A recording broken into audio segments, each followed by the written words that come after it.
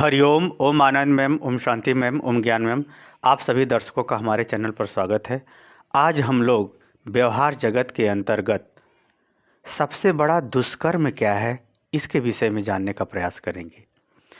सबसे बड़ा दुष्कर्म का तात्पर्य है सबसे गंदा कर्म क्या है, या सबसे गंदा व्यवहार क्या है, या सबसे गंदा क्रियाकलाप क्या है। इसको अगर हम जानने का प्रयास करें या जानें तो सामान्यतः जो लोग सोचते हैं वो है नहीं।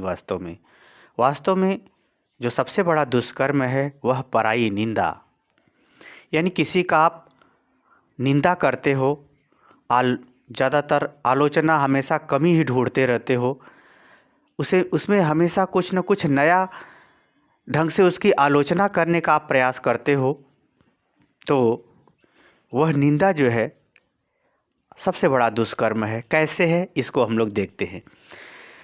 जब कोई निंदा करता है अपने शत्रु का या अपने प्रतिस्पर्धा में जो है उसका, या फिर किसी के कमी का, या फिर कहीं किसी अभाव का अगर कोई आदमी निंदा करता है, तो जब निंदा करता है आदमी तो उस समय उसकी सोच, उसकी बुद्धि बहुत कंसंट्रेट होती है, बहुत ज़्यादा नियंत्रित होती है। यही कारण है कि चुगली करने वाले, निंदा करने वालों का जो है हमेशा उसमें आनंद मिलता है। उसमें क्या मिलता है? उसको आनंद मिलता है, एक प्रकार का उसको सुख मिलता है। जब वो सुख मिलता है, वो आनंद मिलता है, और उस समय उसकी बुद्धि और सोच बहुत ज़्यादा नियंत्रित होने के कारण से वह धीरे धीरे उसके चित्त की गहराई में उतरता जाता है। चित्त की गहराई का यहाँ तात्पर्य है उसके बुद्धि के गहराई में वो चीज़ उतरती जाती है। जैसे ही उसके चित्त की गहराई में वो उतरती जाती है, तो उसके बाद उसके अंदर ईर्ष्या का जन्म होता है, घृणा का जन्म होता है, ईर्ष्या का जन्म होता है। और जब ईर्ष्या होती है तो बार बार उसी चीज़ को सबसे कहता रहेगा, सुनता रहेगा, उसी में उसको आनंद मिलता रहेगा। यानी बार बार वो जो है उसको दोहराता रहेगा, और वो ईर्ष्या बढ़ती जाएगी, ईर्ष्या बढ़ती जाएगी। आपको मैं बता दूं, ईर्ष्या ऐसा महारोग है जो व्यक्ति को लग जाए तो उसके गुणों को वैसे ही दुर्गुणों में बदल देता है, जैसे दीमक लकड़ी को काटते काटते उसको मिट्टी में बदल देता है। यानी आदमियों का जो है दुर्गुणों का विकास ईर्ष्या से होता है। जैसे आप लोग सुने हो कि सत्संग से सभी लोग दुष्ट से दुष्ट सुधर जाता है, उसी तरह से ईर्ष्या का रोग जिसको लग जाता है, वह ईर्ष्या उसके पूरे व्यक्तित्व और गुणों को क्या करती है? धीरे धीरे दुर्गुणों में बदल देती है। अर्थात बराबर निंदा करने से ईर्ष्या का जन्म हो जाता है। जब ईर्ष्या का जन्म होता है और उसकी अपेक्षा के अनुसार जब वो व्यवहार नहीं हो पाता, तो ईर्ष्या के बाद उसके अंदर क्रोध का जन्म होता है। जब क्रोध का जन्म होता है, जब क्रोध बढ़ने लगता है उसको अपने आवश्यकता को लेकर के, अपने कमियों को लेकर के, तो जब क्रोध बढ़ने लगता है तो बुद्धि काम नहीं करती। जब बुद्धि काम नहीं करती तो वह भ्रांति भावना में भटक जाता है। अर्थात वह सही निर्णय नहीं ले पाता, सही सोच नहीं पाता, सही समझ नहीं पाता, सही व्यवहार नहीं कर पाता। यही कारण है कि उसका धीरे धीरे तिल तिल करके उसका पतन होने लगता है। आप यो समझिए, निंदा से ईर्ष्या का जन्म होता है, ईर्ष्या से क्रोध का जन्म होता है, क्रोध से बुद्धि का पतन होता है, क्योंकि बुद्धि नहीं काम करती, स्वस्थ व्यवहार नहीं कर पाता व्यक्ति। इस प्रकार से उसका पतन हो जाता है।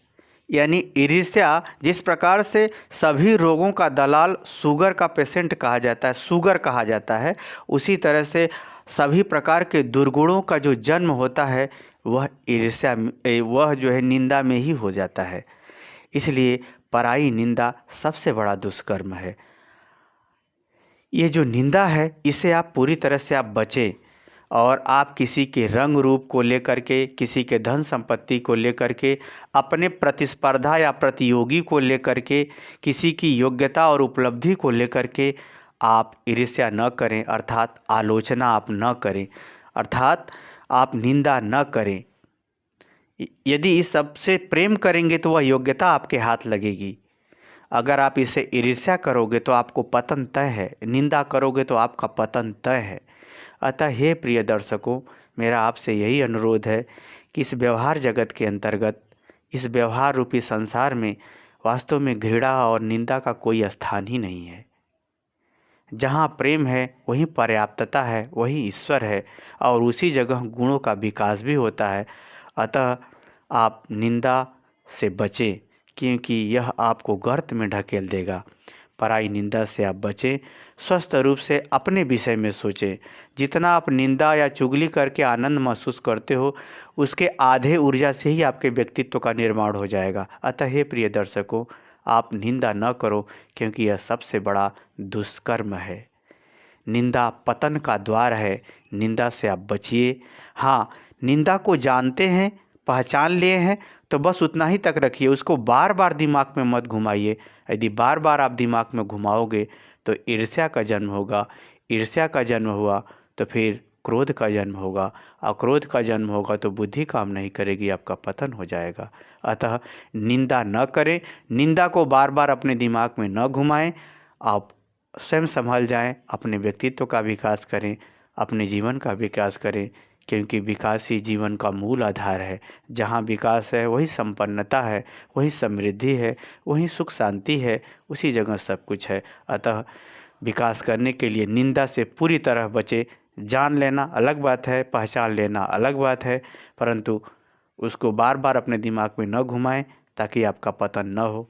मुझे उम्मीद है कि मेरे द्वारा ये व्यवहार जगत से संबंधित सबसे बड़ा दुष्कर्म रूपी निंदा से किस प्रकार बचे आप समझ गए होंगे। समझ गए हैं तो कमेंट बॉक्स में ज़रूर बताइए। व्यवहार जगत पर आधारित हमारा वीडियो हफ्ते में एक बार आएगा। अन्य दिन अन्य कक्षाएं चलती रहेंगी। हरिओम।